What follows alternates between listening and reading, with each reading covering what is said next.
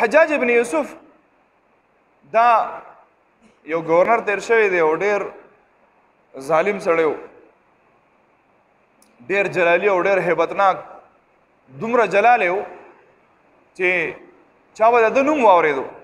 نو تش په نوم اورېدو سره به سړی په رپېدو بشو. یو ځل یې په حرم شریف کې طواف کو، طواف یې کو نو طواف دوران کې یو سړی ولیدو، یو سړی ناست دی په سترګو باندې ړوند دی او الله ته جاړي او په دې جړا کې وایي الله زما د سترګې ټیک کې. حجاج ابن یوسف له خوا راغی، ویل لکه څه غواړې د الله نه؟ د الله نه دا غواړم چې زما د سترګې ټیک کړي. وایي ډېرې مودې نه لګیا یم خو زما د سترګې نه ټیک کېږي. په حجاج ابن یوسف دا خبره لږه بده ولګېده، الله نه ګیله وکړه که نه؟ ګیله به چا نه کوو؟ د خپل عمل نه وکړه، ستا عمل خراب دی، ستا په عمل کې اخلاص نشته، مونږ فوراً سیز ډایرکټ په الله ورواچو یا په شیطان ورواچو، بس اسانه خبره ده. مړه الله ته به دغه منظور وه، الله ته دا منظور ده چې ته په خپل ځان په محنت باندې ځان د جهنم د اور نه بچ کې، الله نه به توفیق غواړې عمل به کې، منځونه یې ټک نه کې او الله غفور رحیم دی. الله غفور رحیم دی خو تعالی عقل درکړی ته به د عبادات کې. وایي لکه بهی خبره واوره ما پیژنې؟ وایي نه دي پیژنم. وایي زه حجاج ابن یوسف یم. هغه کم سړی چې هغه ړوند و که نه ویرېدو، وایي ډېر یېرېږم، زه واپس راځم او که چېرې ستا سترګې ټیک نه وې دا سر د نه وه پرېږدم دې نه. حجاج ابن یوسف ته روان شوی دی، بس خپل طواف یې کو. دې ړوند سړي چغه کړې ده ای الله د اوسه پورې خو مې صرف د سترګو سوال و، اوس مې د سر سوال دی، پرېږدي مې نه خو په یوه دی، اوس به توره راوالېستم سر به رانه وایي ای الله زما سترګې ټیک کړې، هی الله. هغه سخته بې راغلې نه که نه ما تاسو هغه تېرې شوي جمعه مې ورته وایي په سړي سخت راشي او تکلیف که نه د ده اواز بیا بل شاني.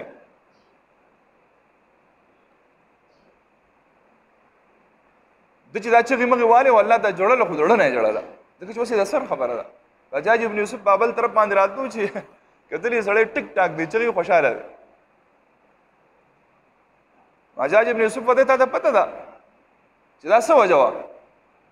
وایي نه که نه په دې قصه پوه نه شوم. وایي اول داسې سرسري جړله، زړه نه دې نه غوښته، اوس چې ستا په سر باندې راغله که نه زړه نه دې غوښتل شروع کړه.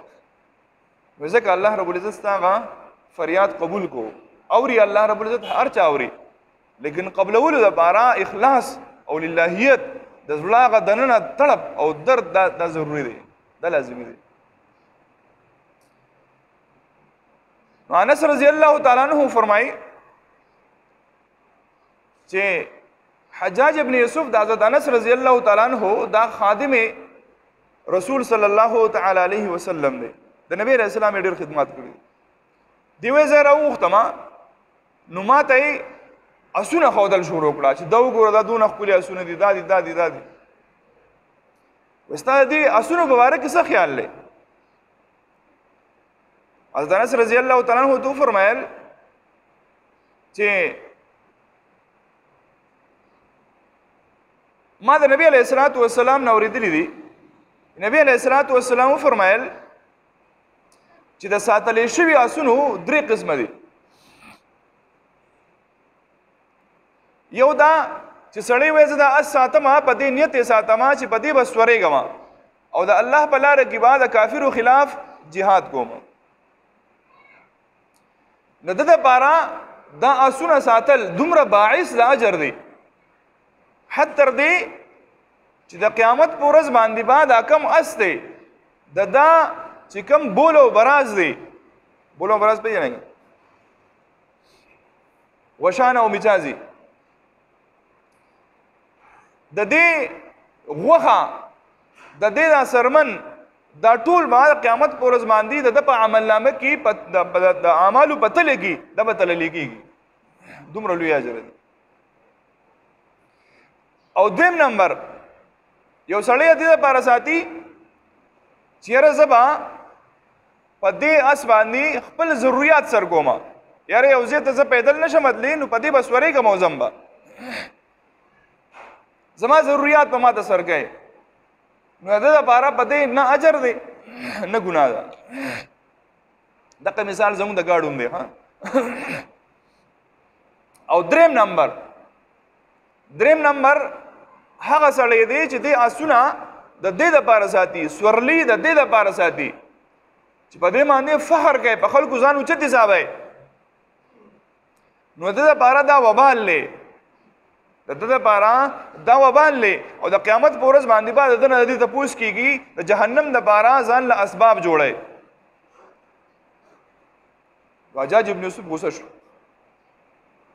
حجاج ابن یوسف غوسه شو او ما تاسو ته مخکې وي ډېر جلالي سړی و د علماء حق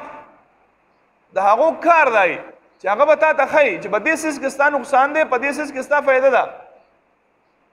اوس دا درې څیزونه چې کوم دی صحابي یاد کړي حضرت انس رضی الله تعالی عنه نو موږ هم په خپلو سورلو باندې سوچ وکړو چې موږ سورلی د څه لپاره ساتو زه موټر سایکل ساتم زه گاڑی ساتم آیا زازو په دې نیت باندې ساتم چې زه په دې باندې اعلی کلمت الله کوما د الله د دین لپاره به استعمالوم صحیح ده که آیا د دې لپاره ساتم صرف زما ضرورت دی بس ضرورت مې راغی او خپل ضرورت په سر کوما او د بل چا ضرورت راغی دا هغه پکې مخې ګړه کوما خدمت یې کوما چې یاره بھائی زما دا گاڑی د ستا هسپتال ضرورت دی د غم خادې ضرورت دی واله او دریم نمبر دا چې د نمایش او د دکاوي لپاره یې کومه نو د اولنۍ تقریبا زمونږ په علاقه کې مفقود دی ختم دی نشته چې زه به د دین لپاره استعمالوم هر سړی ګاډی دی لپاره لي چې یاره بھائی زه به دا ګاډی د خپل ضرورت لپاره استعمالوم لیکن ته چې کله موټر سایکل ته بیا وخېږې او ته دا سلنسر وباسې او دا ډرار دې شروع کړي او تا سپیډ ورکې نو ته خو تیر شي خو چې شاته کم خلک دی او ستا ډرار اوري نو هغه ستا مور او خور داسې مانځي کې ماشاءالله جي کوي که نه کوي لکه ټول خلک به د خیرې کوي کنځلې کوي او دا لفظ خو چېرته تلی نه دی وایي الله دې غرق به تباکه نو ستا دا موټر سایکل به کم زمره کې راځي زموږ په علاقه دی خدای باران نه کوي که باران وشو نو پیدل سړی په روډ باندې نشي تلی تلی شي لکه تلاړ شه زمانه زه ګپ تېز هغه له الله ګاډی ورکړی دی الله پې احسان کړی دی نعمت دی د نعمت شکریا د هوا ته پې د غریبانانو مدد وکړه یو ضرورتمند دی د هغه ضرورت پې سر کا او دی به اوس په دې روډ باندې داسې سپیډونه وهي چې پیدل سړی روان دی ځان له پاکې جامې اغوستې دی او روان دی مانځله دغه طرفه به ګاډی راشي او په دې ډن باندې به وروخېږي دا سوچ یې نشته چې زه خو په ګاډي کې محفوظ ناست یم خو دا کم سړی چې پیدل روان دی نو ده خو ځان ته کور نه دی لګولی او نه هغه برساتی اغوستي ده چې بھائی هغه ټوله د خپو پورې اغوستي نو که د بهر نه اوبه راځي جو خیر دی او بیا چې کله جومات ته راځي جو برساتی او بهر ځوړنده کي ځکه چې خلک په ګاډو کې ناست دي د ګاډي مالک دی نو د نعمت شکریا زده کړو حضرت انس رضی الله تعالی عنہ فرمایي چې وایي ما ته غوسه شو د حجاج ابن یوسف نو په دې غوسه کې ما ته ووایي که ما ته امیر المؤمنین عبدالملک ابن مروان دا بادشاه او دی گورنر که چیرې هغه ما ته حکم نه وی کړی چې دا خیال ساته دا د نبی علیه الصلاة والسلام صحابي دی خدمتګار دی نو ما به داسې کړی وی چې سمه سزا مې درکړی وی نو حضرت انس رضی الله تعالی عنہ فرمایي چې وایي ما ورته ووایي چې زه ستا نه یېرېږم ښه او ته ما ته څه نقصان نشي رسولی دا خبره ګورې ډېره ګرانه وي مونږ خو داسې لګیا یو که نه هر سړی وایي یاره زما ایمان مضبوط دی زما دا یم دا یم خو دا چې کله بیا سړی لږ غټ سړي ته ور مخامخ شي که نه نو بیا به دغه ټیم کې بدلېږي بیا مونږ جو کوو یاره بھائی مړه څه به کوه که نه ګزاره خیر نو حجاج ابن یوسف ته دا خبره کول ډېره ګرانه وه نو دې زه ستا نه یېرېږم ته زما هېڅ نشئ کولی هغه ته یې ولې وایي ځکه چې ما د نبي علیه الصلاة والسلام یوه دعا ښودلې ده او هغه داسې دعا ده چې ما ته هېڅ څیز ضرر نشي را رسولی که هغه بادشاه دی که هغه فوج دی که هغه هر څوک دی خو ما ته څه نقصان نشي را رسولی زه چا نه یېرېږم د حجاج ابن یوسف ته سر احکته کو ورغه بس دا دعا خو ما ته وخایګه نه ستا سره دا دعا ده کنه ما ته خو یو خایګه نه وینا تا ته نه خیمه ته دې قابل نه ته بیا خذلم شروع کې ځکه چې ته خو بیا چانم نه یریږي نو انس رضی الله تعالی عنہ چې کله وفات کېدو نو په دې ټیم کې حضرت ابان رحمت الله علیه د دې خادم هغه بس راغی وی چې تاسو خاصم وفات کېږئ خدا دعا خو ما ته وخایګه نه وی او تا ته خیمه ځکه چې ته نیک سړی ته بکار راولې نو هغه دعا دا ده بسم الله على نفسي وديني بسم الله على نفسي وديني بسم الله على أهلي ومالي وولدي بسم الله على ما أعطاني الله الله ربي لا أشرك به شيئا الله أكبر الله أكبر الله أكبر وأعز وأجل وأعظم مما أخاف وأحذر عز جارك وجل ثناؤك ولا إله غيرك اللهم إني أعوذ بك من شر نفسي ومن شر كل شيطان مريد ومن شر كل جبار عنيد فإن تولوا فقل حسبي الله لا إله إلا هو عليه توكلت وهو رب العرش العظيم إن ولي الله الذي نزل الكتاب وهو يتولى الصالحين تاسو به دا خودونه وګدا نو ولې د هر سړي د کار خو نه دی دا